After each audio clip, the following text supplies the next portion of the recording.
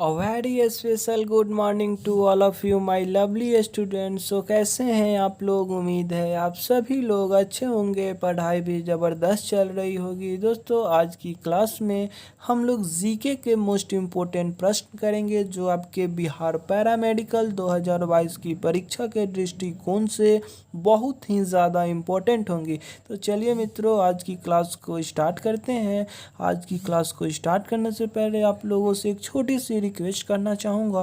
यदि आप लोग हमारे चैनल पे नए हो, पहली बार हो, तो इस चैनल को सब्सक्राइब कीजिए और बेल आइकन को हिट कीजिए। चलिए आज की क्लास को अब स्टार्ट करते हैं। अगला प्रश्न प्रश्न के 8। महात्मा गांधी की पत्नी का क्या नाम था? महात्मा गांधी की पत्नी का नाम क्या था? महात्मा गांधी की पत्नी का नाम क्या था? Option A Kasturba, option B Rambha Devi, option C Menaka, option D Urvashi. ये क्या कर दिया जी, लगता है सारे का सारा अप्सरा का नाम दे दिया। चलिए, रंभा मेनका उर्वशी ये तो इंद्र की परियां थी, और सॉरी अप्सरा थी। बच्चों इसका राइट आंसर आप हम सब जानते हैं, क्योंकि महात्मा गांधी हमारे राष्ट्रपिता थे। राष्ट्रपिता की पत्नी का नाम कौन नहीं जानेगा, है ना जी, बच्चा बच्चा जानेगा। Right answer option A Kasturba Gandhi, है ना। इनकी पत्नी का नाम क्या था? कस्तूरबा गांधी। इनकी माता का क्या नाम था जी? माता का नाम था पुतलीबाई। क्लियर है। इनके पिता का क्या नाम था जी? करमचंद गांधी। इनके बेटे कितने थे जी? 4। क्लियर है। इनके बेटे कितने थे? 4। कस्तूरबा गांधी किस नाम से फेमस है? बा, है ना, बा। बा, कस्तूरबा गांधी को क्या कहा जाता है? बा।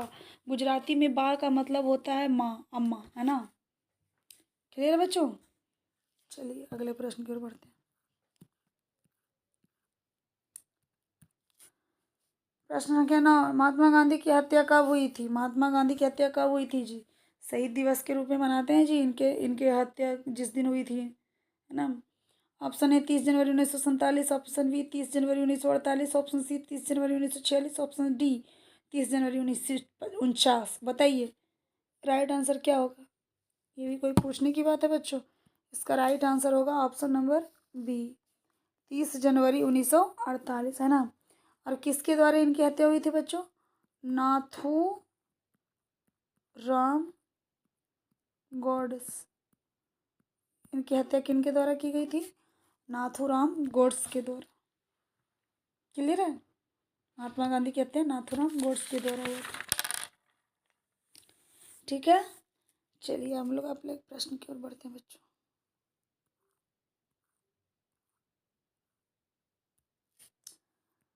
प्रश्न संख्या 10 बच्चों। सांकेतिक मुद्रा व्यवस्था किसने लागू की थी, है ना।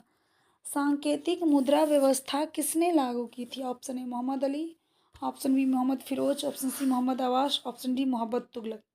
मोहम्मद बिन तुगलक, है ना। बताइए इसका राइट आंसर क्या होगा। सांकेतिक मुद्रा व्यवस्था किसने लागू किया था? बच्चों इसका राइट आंसर होगा, क्योंकि आप लोग को नहीं पता होगा ये चीज़, है ना, क्योंकि हिस्ट्री डीप से पढ़ने पर पता चलता है। बच्चों इसका राइट आंसर होगा ऑप्शन डी मोहम्मद बिन तुगलक। यहाँ पे एक बिन आता है, विन, ऐसे मोहम्मद बिन तुगलक। देखिए पहले समझ लेते हैं कि सांकेतिक मुद्रा व्यवस्था क्या है। मेरी बातों को थोड़ा गौर से सुनिएगा ना। देखो बच्चों, जो जब मोहम्मद बिन तुगलक था ना, है ना, जब आया था उस समय भारत में, है ना, वो शासन उसका था, है ना, तुगलक वंश का। तो उस समय भारत में मुख्य रूप से 2 तरह के सिक्के चल रहे थे बच्चे। एक चल रहा था चांदी का और दूसरा चल रहा था सोना का सिक्का, है ना। लेकिन जैसे ही ये मोहम्मद बिन ने सांकेतिक मुद्रा व्यवस्था, इसने क्या किया कि तांबे तथा इससे मिश्रित कांसे के सिक्कों को इसने जारी कर दिया, है ना। तांबे तथा उसमें मिश्रित कांसे के सिक्कों के जारी कर दिया। समझ में आ रहा है ना। तांबा और उसमें कुछ कांसा का अंश जो है मिला करके सिक्का बनाना शुरू किया। किसने? मोहम्मद बिन तुगलक ने ये जारी किया, जिसका मूल्य क्या कर दिया, उस समय के चांदी और सोने के सिक्के के बराबर कर दिया। समझ में आ रहा है। सोचिए कितना बड़ा उसने जो है घटा कर दिया है। उसने तांबा का सिक्का चलाना शुरू किया, है ना, और उसमें थोड़ा कांसा को मिला करके, और उस सिक्के का मूल्य जो है सोने और चांदी के सिक्कों के मूल्य के बराबर कर दिया। इसी को सांकेतिक मुद्रा कहा गया था, है ना। और इससे क्या हो गया कि आर्थिक क्षति हुई, बाजार में उसका भाव गिर गया, पैसे की रुपये मुद्रा का जो होता है ना, मुद्रा का जो भाव घट जाना है ना, पैसे का भाव घट गया है ना, क्योंकि लोग कालाबाजारी करने लगे। ये क्या करने लगेंगे, तांबा में अधिक से अधिक कांसा मिला करके बनाने लगे इसका, क्योंकि पहले के ज़माने में तो शुद्धता जांचने का कोई मशीन था नहीं, है ना। तो यही है सांकेतिक मुद्रा व्यवस्था, है ना। मोहम्मद बिन तुगलक ने जो है यही चीज़ किया था। उसने जो है तांबे में कांसे मिश्रित जो सिक्का था उसका उसका मूल्य और ये सोने और चांदी के मूल्य के दोनों के मूल्य का बराबर कर दिया। समझ में आ रहा है ना। इसी को कहा गया सांकेतिक मुद्रा व्यवस्था। ये मोहम्मद बिन तुगलक ने लागू किया था। चलिए अब अगले प्रश्न की ओर चलते बच्चों। अंग्रेजी ईस्ट इंडिया कंपनी को भारत में, प्रश्न संख्या 11 बच्चों। आगे, अंग्रेजी ईस्ट इंडिया कंपनी को भारत में व्यापार करने का चार्टर किसने दिया। चार्टर मतलब अधिकार, है ना। अंग्रेजी ईस्ट इंडिया कंपनी को भारत में व्यापार करने का चार्टर किसने दिया। कहने का मतलब है उस समय ब्रिटेन की महारानी कौन थी जिसने ये आज्ञा दिया कि तुम जाओ और भारत या फिर पूर्वी एशियाई देशों में तुम बिजनेस करो, व्यापार करो। तो ये अधिकार किसने दिया, चार्टर बोले तो अधिकार। ऑप्शन ए महारानी एक विक्टोरिया, ऑप्शन बी महारानी एलिजाबेथ प्रथम, ऑप्शन सी एलिजाबेथ द्वितीय, ऑप्शन डी महारानी एनी। बताइए किसने दिया था बच्चों। बच्चों इसका राइट आंसर होगा ऑप्शन नंबर बी, है ना। एलिजाबेथ प्रथम ने दिया था। अंग्रेजी ईस्ट इंडिया कंपनी को भारत में व्यापार करने का अधिकार, है ना, किसने दिया था, एलिजाबेथ प्रथम ने दिया था। क्योंकि उस समय आयरलैंड और इंग्लैंड ये दोनों की महारानी कौन थी, एलिजाबेथ प्रथम थी, ठीक है ना। उनके हाथों में था, तो उन्होंने वहाँ के अपने व्यापारियों को यहाँ का अधिकार दिया कि ठीक है तुम जाके पूर्वी एशियाई देशों में तुम व्यापार कर सकते हो। कहने का मतलब है कि अंग्रेजी ईस्ट इंडिया कंपनी की स्थापना कब हुई है, 1600 ईस्वी में हुई है ना। 1600 ईस्वी में हुआ है ईस्ट इंडिया कंपनी की स्थापना, 1600 ईस्वी में हुआ है। तो इसके बाद इस समय जिस समय स्थापना हुई तो उस समय वहाँ की महारानी कौन थी, एलिजाबेथ प्रथम थी, है ना। चलिए अब अगले प्रश्न की ओर चलते हैं बच्चों।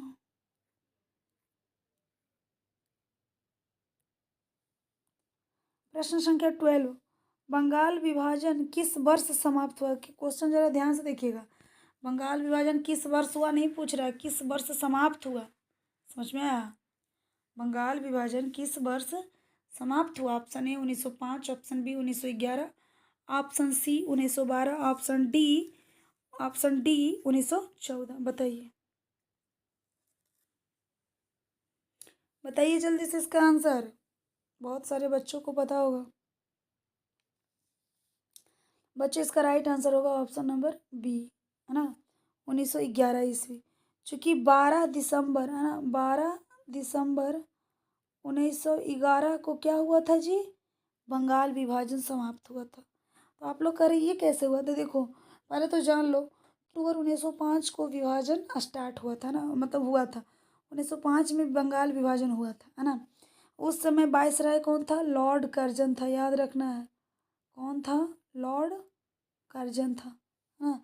बंगाल विभाजन के समय भारत का वायसराय कौन था, लॉर्ड कर्जन था। क्लियर है। अब देखो अब क्या हुआ है कि जब 1905 में विभाजन तो हो गया, है ना, बांग्लादेश और पश्चिम बंगाल का विभाजन हो गया, बंगाल विभाजन भारत का बंगाल से अलग हो गया। लेकिन इन 6 वर्षों में जो है बहुत ज़्यादा पुरजोर विरोध हुआ। समझ में आ रहा है ना, राजनैतिक बहुत ज़्यादा राजनैतिक विरोध हुआ, है ना। इस कारण इसको फिर से जो है 12 दिसंबर 1911 ईस्वी को एकीकरण कर दिया गया, है ना, एकीकरण कर दिया गया, मिला दिया गया। क्लियर है। भारत में बंगाल को पुनः मिला दिया गया। इसीलिए कह रहा है बंगाल विभाजन किस वर्ष समाप्त हुआ, तो 1911 में, और हुआ कब, तो 1905 ईस्वी में। क्लियर है। और बंगाल विभाजन के समय भारत का वायसराय कौन था, तो लॉर्ड कर्जन था। क्लियर है सर। चलिए हम लोग आगे बढ़ते हैं।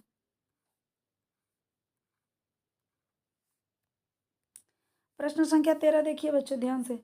किसने महात्मा गांधी को राष्ट्रपिता का संबोधन दिया था। सबसे पहले महात्मा गांधी को राष्ट्रपिता कह करके किसने संबोधित किया था, है ना। Option A Subhash Chandra Bose, option B Nehru, option C Sardar Patel, option D Rabindranath Tagore.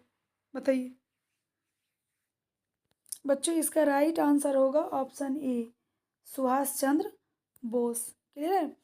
अब देखिए, आप लोग सोच रहे हैं कि सुभाष चंद्र बोस ने महात्मा गांधी को राष्ट्रपिता कहा। जी हाँ बच्चों, महात्मा गांधी को सबसे पहले राष्ट्रपिता का संबोधन किसने किया है? सुभाष चंद्र बोस ने किया था। और बच्चों ये कब किया था उन्होंने?